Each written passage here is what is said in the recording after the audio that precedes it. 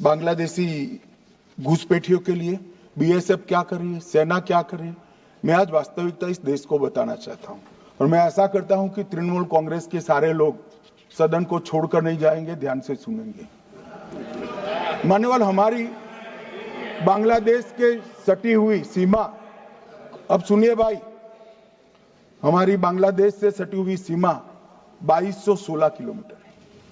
उसमें से 1653 किलोमीटर बाढ़ बन चुका है, बाढ़ के पास वाला रोड भी बन चुका है और चौकियां भी बन चुकी है। शेष फेंसिंग की लंबाई है 563 किलोमीटर। 563 किलोमीटर सीमा आज भी खुली है और शेष फेंसिंग जो 563 किलोमीटर है उसमें 112 किलोमीटर फेंसिंग ऐसी है, बॉर्डर ऐसी है जिसमें बॉर्डर फेंसिंग व्यवहारू नहीं, नाले हैं, नदियां हैं, ऊंची नीची पहाड़ियां हैं, जहां 112 किलोमीटर में फेंसिंग हो ही नहीं सकता और 450 किलोमीटर जहां फेंसिंग होता है वहां बाकी है। अब मैं वो बताना चाहता हूं कि क्यों बाकी है। ये 450 किलोमीटर के लिए मान्यवर मैंने डीओ लेटर लिखकर 10 रिमाइंडर करे हैं, बंगाल सरकार भूमि नहीं देती। मान्यवर, ये 450 किलोमीटर के लिए गृह सचिव बंगाल के मुख्य सचिव के साथ 7 मीटिंग करे, ये भूमि नहीं देते हैं। मान्यवर, जहां फेंसिंग लगाने जाते हैं सत्ताधारी पार्टी का कैडर आकर हुड़दंग करता है, धार्मिक नारे लगाता है। और मान्यवर, मैं कहना चाहता हूं कि ये 450 किलोमीटर फेंसिंग रुकी है तो केवल और केवल बंगाल सरकार की दया की दृष्टि घुसपैठियों के पर जो है इसके कारण।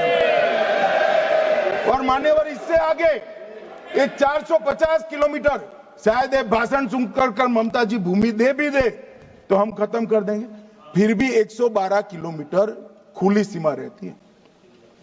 मान्यवर, जब आप 2000 किलोमीटर बाढ़ बना देते हो और 112 किलोमीटर नहीं बनाते हो तो कई बार तो ये 2000 किलोमीटर के कोई मायने नहीं।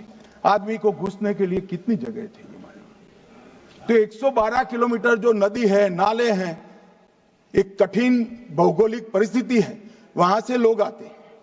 ये सवाल हमें करते हैं, अभी भी किया कि रोहिंग्या दिल्ली तक आ गए, आपके नाक के नीचे आया। मान्यवर, ये बांग्लादेशी घुसपैठिए हो या रोहिंग्याज हो जो घुस कर आते हैं, पहले असम से भी आते थे जब कांग्रेस की सरकार, अब बंगाल से आते हैं टीएमसी की सरकार, घुस कर आते हैं। इनको आधार कार्ड दादा कौन देता है? नागरिक कहां के बने हैं? कहां के बने हैं? जितने बांग्लादेशी पकड़े गए 24 परगना जिले का आधार कार्ड और नागरिकता है मान्यवर। और ये जो आप आधार कार्ड इश्यू करते हो, वो आधार कार्ड लेकर, वो वोटर कार्ड लेकर ये दिल्ली तक आते हैं। आप उनको आधार कार्ड इश्यू न करो, आदमी क्या परिंदा भी पैर नहीं मार पाएगा। और दादा, ये सब चीजें भी लंबे समय चलनी नहीं है। 26 में चुनाव है, बंगाल में कमल खिलेगा और पूरा बंद होगा। मान्यवर, मुझे भी मान्यवर, मैं आज कहना चाहता हूं, दिल्ली के चुनाव से मैं मौन रहा कि देश का सुरक्षा का प्रश्न है, तू मैं नहीं करना चाहिएगा। आज मौका भी है, दस्तूर भी है। इन्होंने सवाल उठाया, मैं बिल भी ये लेकर आया हूं, इसलिए मैंने देश की जनता को सत्य बताया है। ये 450 किलोमीटर जो आपकी कृपा से खुली रही है, वहीं से घुसपैठ है, वहीं नागरिक बनते हैं, वहीं आधार कार्ड बनाया जाता है और देश भर में फैल जाते हैं। मान्यवर,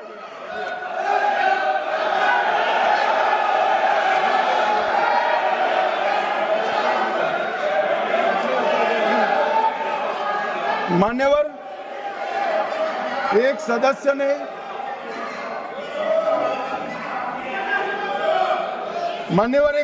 ने मुद्दा उठाया कि पासपोर्ट रैंकिंग में 50वां नंबर है, मान्यवर, ऐसा कोई सरकारी सर्वे नहीं है, एक निजी एनजीओ ने सर्वे कर दिया है। अब मुझे ये समझ में नहीं आता, इंडी अलायंस के नेता जब से राहुल गांधी बने हैं, सरकार के अधिकृत डेटा की जगह वो एनजीओ का ही डेटा खंगालते हैं। कई बार तो भाषण भी एनजीओ का दिया हुआ करते थे मान्यवर, और कई बार छापा बगैर का संविधान भी लहरा देते हैं। मुझे मालूम नहीं है क्या हुआ है इस देश को। कनिमोझी जी ने कहा कि इतने सारे तमिल शरणार्थी आए हैं, इसके लिए भारत सरकार की नीति क्या है। बहुत अच्छा मुद्दा मान्यवर, मेरा भी वो शरणार्थियों के लिए दिल इतना भी दुखता है जितना कनिमोझी का दुख। मगर उन्होंने कहा आपकी नीति क्या है। मैं नीति बताता हूं। 1986 से जो भारत सरकार का नीति है, और जब आप 10 साल यूपीए सरकार में थे तब जो आपका नीति था वो ही हमारा नीति है।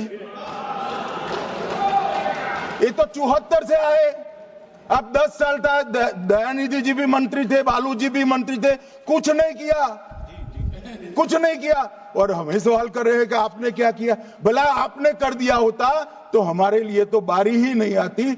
मान्यवर, तमिल शरणार्थियों की नीति में हमने फुल स्टॉप कॉमा का बदलाव नहीं किया है। जिस सरकार में डीएम के हिस्सेदार थी वही नीति को हमने जस का तस अपनाने का काम किया है। अगर कुछ बदलाव करना है तो मुझे देखना, हम सोचेंगे। मान्यवर,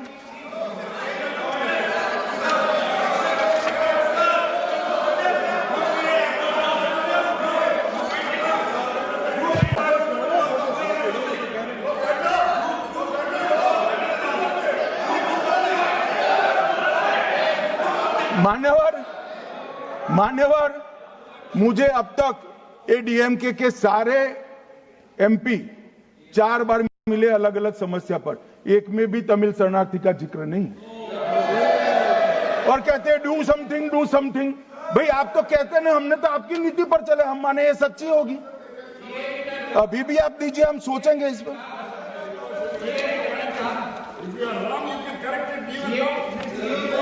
मगर आपने रॉन्ग किया है, एक्सेप्ट करते हो ना।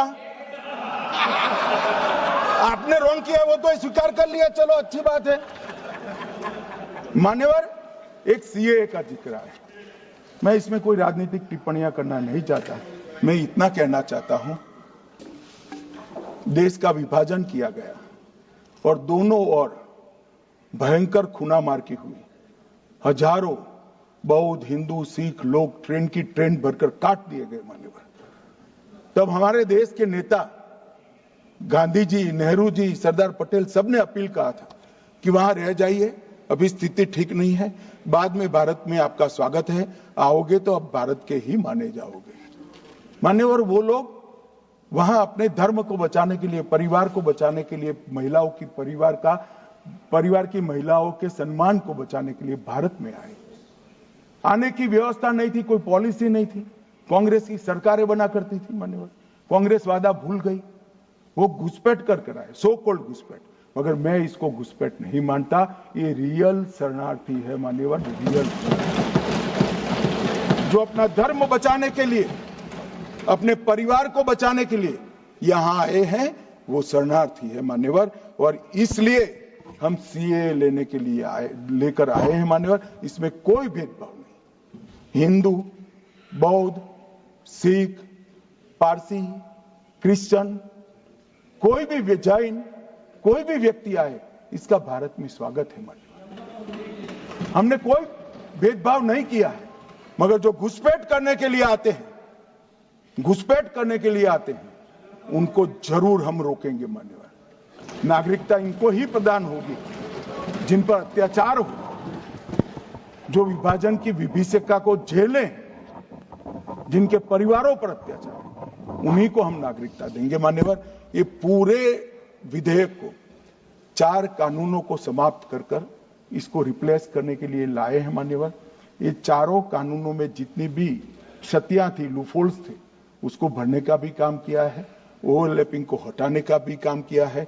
और आज के समय में भारत के अर्थतंत्र, भारत की शिक्षा, भारत की चिकित्सा पद्धति, भारत के अनुसंधान, भारत की लीगल सिस्टम, इस सब को मजबूत करने के लिए जो अंतर्राष्ट्रीय सहयोग भी चाहिए और दुनिया को भी हमने सहयोग करना है।